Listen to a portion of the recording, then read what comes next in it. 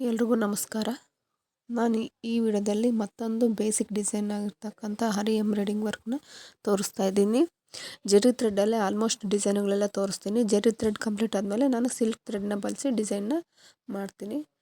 ಈಗ ನಾನು flower design ತೋರಿಸಿದ್ದೆ, ಅದಾದಮೇಲೆ ಮತ್ತೊಂದು ಫ್ಲವರ್ ಟೈಪೇ ಡಿಸೈನ್ ತೋರಿಸಿದ್ದೆ. ಈಗ ಕಾರ್ನರ್ ಬರುತ್ತಲ್ಲ ಮೂಲೆ, ಆ ಶೇಪು ಅಂದರೆ ಡ್ರಾಪ್ ಶೇಪಲ್ಲಿ ಯಾವ ಥರ ಹಾಕೋದು ಅಂತ ನಾನು ಈ ವಿಡಿಯೋದಲ್ಲಿ ತೋರಿಸ್ತೀನಿ ನೋಡಿ. ಡ್ರಾಪ್ ಶೇಪು ಮತ್ತು ಅದರೊಳಗಡೆ ಇನ್ನೊಂದು ಡ್ರಾಪ್ ಶೇಪು ಮತ್ತು ಅದರೊಳಗಡೆ ಇನ್ನೊಂದು ಚಿಕ್ಕ ಡ್ರಾಪ್ ಶೇಪ್ ಯಾವ ಥರ ಹಾಕೋದು ಅಂತ ತೋರಿಸ್ತೀನಿ ನೋಡಿ. ತುಂಬ ಚೆನ್ನಾಗಿ ಈಸಿಯಾಗಿ ಹಾಕ್ಬೋದು ನೋಡಿ. ಹಾಕ್ಬೇಕಾದ್ರೆ ನಾವು ಎಷ್ಟು ನೀಟಾಗಿ ಹಾಕ್ತೀವಿ ಅನ್ನೋದೇ ಇಂಪಾರ್ಟೆಂಟ್ ಆಗುತ್ತೆ, ಮತ್ತು ಯಾವ ಥರ ಕಲಿತೀವಿ ಅನ್ನೋದ್ರ ಮೇಲೂ ಇಂಪಾರ್ಟೆಂಟ್ ಆಗುತ್ತೆ. ಯಾವುದೇ ಒಂದನ್ನು ನೀಟಾಗಿ ಶ್ರದ್ಧೆಯಿಂದ ಕಲಿತ್ರೆ ಮಾತ್ರ ಅದು ಕಲಿಕೆ ಆಗುತ್ತೆ, ಇಲ್ಲಾಂದರೆ ಆಗೋದಿಲ್ಲ ನೋಡಿ. ಇದು ಇಂಟ್ರೆಸ್ಟ್ ಕೊಡ್ಬೇಕಷ್ಟು. ಇಂಟ್ರೆಸ್ಟ್ ಕೊಟ್ಟರೆ ಕಂಪಲ್ಸರಿ ಕಲಿತೀರಿ. ಇಂಟ್ರೆಸ್ಟ್ ಇಲ್ಲ ಅಂದಮೇಲೆ ಕಲಿಯೋಕ್ಕಾಗೋದೇ ಇಲ್ಲ. ಪೇಷನ್ಸ್ ಇರಬೇಕು ಆಲ್ಮೋಸ್ಟ್ ಇದಕ್ಕೆ. ಈಗ ಸ್ಟಾರ್ಟ್ ಮಾಡ್ತಾಯಿದ್ದೀನಿ ನೋಡಿ. ಮೂಲೆ ಬರುತ್ತಲ್ಲ ಡ್ರಾಪ್ ಶೇಪಲ್ಲಿ, ಮೂಲೆಯಿಂದ ಸ್ಟಾರ್ಟ್ ಮಾಡ್ತಾಯಿದ್ದೀನಿ. ಯಾವ ಥರ ಡ್ರಾ ಮಾಡಿರ್ತೀವೋ ಅದ್ರ ಮೇಲೇ ಹಾಕೋಂತ ಹೋಗ್ಬೇಕು ನೋಡಿ. ಪ್ರತಿಯೊಂದರಲ್ಲೂ ನಾನು ಇದನ್ನೇ ರಿಪೀಟ್ ಮಾಡಿ ಹೇಳ್ತಾ ಹೋಗ್ತೀನಿ. ಡಿಸೈನ್ ಆದರೆ ಚಿಕ್ಕ ಚಿಕ್ಕ ಚೈನ್ ಹಾಕಿ, ಇಲ್ಲಪ್ಪ ಸ್ಟ್ರೈಟ್ ಲೈನ್ ಆದರೆ ಸ್ವಲ್ಪ ಉದ್ದ ಹಾಕಿದ್ರೂ ಚೈನ್ ನಡೆಯುತ್ತೆ. ಈ ಥರ ಡಿಸೈನ್ ಇದ್ದಾಗ ಶೇಪ್ ಚೆನ್ನಾಗಿ ಕಾಣ್ಬೇಕಂದ್ರೆ ಚೈನ್ ಆಲ್ಮೋಸ್ಟ್ ಚಿಕ್ಕದು ಹಾಕ್ಕಂತ ಹೋಗ್ಬೇಕು ನೋಡಿ.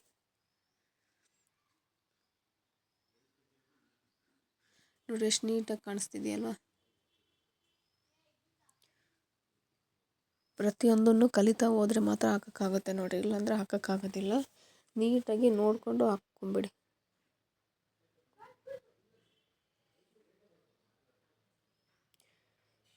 ಯಾವ ಆ್ಯಂಗಲಲ್ಲಿ ನೀಡ್ಲ್ ಹಾಕ್ತೀವೋ ಅದು ರಿವರ್ಸ್ ಆ್ಯಂಗಲಲ್ಲಿ ಮೇಲಕ್ಕೆ ಕೇಳ್ಕೊಂಡು ಮತ್ತೆ ಮುಂದಕ್ಕೆ ಹೋಗ್ಬೇಕಾದ್ರೆ ಆ್ಯಸ್ ಇಟ್ ಈಸ್ ಫಸ್ಟಿಗೆ ಯಾವ ಆ್ಯಂಗಲಲ್ಲಿ ಇರ್ತೀವೋ ಅದೇ ಆ್ಯಂಗಲಲ್ಲಿ ಹೋದ್ರೆ ಮಾತ್ರ ಅದು ನೀಡ್ಲ ಕಡೆಗೆ ತೆಗಿಯೋಕ್ಕಾಗುತ್ತೆ ನೋಡಿರಿ, ಇಲ್ಲಾಂದರೆ ತೆಗಿಯೋಕ್ಕೆ ಬರೋದಿಲ್ಲ, ಅಷ್ಟು ಇದಾಗುತ್ತೆ. ಅದು ಕ್ಲಾತ್ ಎಳೆ ಬರುತ್ತಲ್ವ, ಅದು ಸಿಕ್ಕಾಕೊಳ್ಳುತ್ತೆ.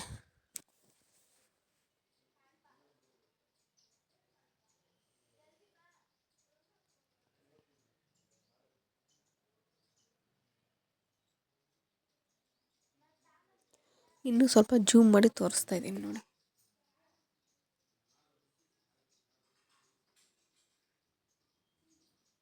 ನೋಡ್ರಿ ನೀಟಾಗಿ ಚೈನ್ ಸ್ಟಿಚ್ ಯಾವ ಥರ ಹಾಕೋದಂತನೂ ಎಷ್ಟು ನೀಟಾಗಿ ಅಬ್ಸರ್ವ್ ಮಾಡಿದ್ರೆ ಗೊತ್ತಾಗುತ್ತೆ ನೋಡಿ.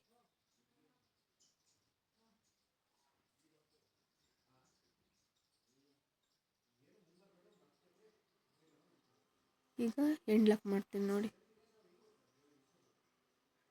ಎಳೆ ಒಳಗಡೆ ಮತ್ತೆ ಒಂದು ಎಳೆ ಎಳ್ಕೊಂಡು ಅದರೊಳಗಿಂದ ಮೇಲೆ ಸೆಕೆಂಡ್ ಎಳ್ದಿರೋದ್ರಿಂದ ಎಳ್ಕೊಬೇಕು ನೋಡಿರಿ, ಎಷ್ಟು ನೀಟಾಗಿ ಬರುತ್ತೆ. ನಮಗೆ ಎಷ್ಟು ಚಿಕ್ಕದು ಬೇಕೋ ಅಷ್ಟು ಚಿಕ್ಕದು ಮಾಡಬೇಕು, ಆವಾಗ ಮಾತ್ರ ಅದು ಎಂಡ್ಲಾಕ್ ಚಿಕ್ಕದಾಗಿರುತ್ತೆ. ನಾವು ಎಳೆ ಜಾಸ್ತಿ ಉದ್ದ ಎಳ್ಕೊಂಡು ಎಂಡ್ಲಾಕ್ ಮಾಡಿದ್ರೆ ಎಕ್ಸ್ಟ್ರಾ ಕಾಣಿಸುತ್ತೆ. ಅದಕ್ಕೋಸ್ಕರ ನೋಡಿ ಎಂಡ್ಲಾಕ್ ಮಾಡ್ಬೇಕಾದ್ರೆ ನೀಟಾಗಿ ಹಾಕಿ. ಪ್ರತಿಯೊಂದು ಡಿಸೈನ್ ಆಗಿರ್ಬೋದು, ಇನ್ನೊಂದು ಮತ್ತೊಂದು ಆಗಿರ್ಬೋದು, ನಾವು ಇಂಟ್ರೆಸ್ಟ್ ಕೊಟ್ಟು ಕಲಿಯೋದ್ರ ಮೇಲೆ ಡಿಪೆಂಡ್ ಆಗುತ್ತೆ ನೋಡಿ.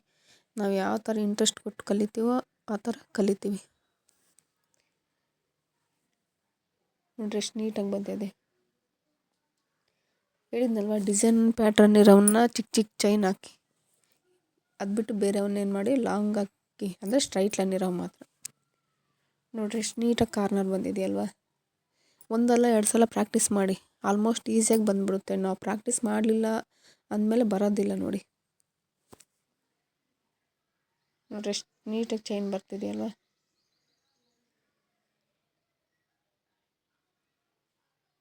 ಪ್ರತಿಯೊಂದು ಡಿಸೈನ್ ಕಂಪ್ಲೀಟ್ ಆದಮೇಲೆ ನಾನು ಎಂಡ್ಲಾಕ್ ಮಾಡ್ತೀನಿ ನೋಡಿರಿ. ಅಲ್ಲೂ ಒಂದು ಎಳೆ ಒಳಗಡೆ ಮತ್ತೊಂದು ಎಳೆದು ಅದರೊಳಗಡೆಯಿಂದ ಫಸ್ಟ್ನೇದನ್ನ ಮೇಲಕ್ಕೆ ಕೇಳ್ಕೊಂಡ್ರೆ ಎಂಡ್ಲಾಕ್ ಆಗುತ್ತೆ ನೋಡಿ.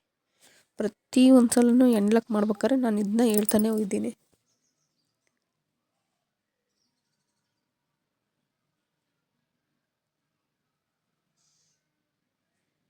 ಚಿಕ್ಕದಾಗಿರ್ಬೋದು ದೊಡ್ಡದಾಗಿರ್ಬೋದು, ಬಟ್ ಹಾಕೋ ಮೆಥಡ್ ಒಂದೇ.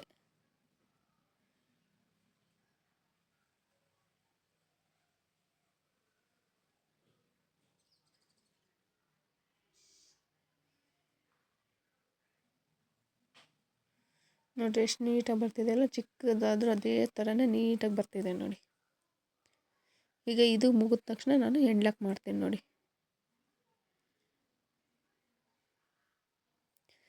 ಈ ಡಿಸೈನ್ ನಿಮಗೆ ಇಷ್ಟ ಆದರೆ ಲೈಕ್ ಮಾಡಿ, ಶೇರ್ ಮಾಡಿ, ಸಬ್ಸ್ಕ್ರೈಬ್ ಮಾಡಿ. ಧನ್ಯವಾದಗಳು.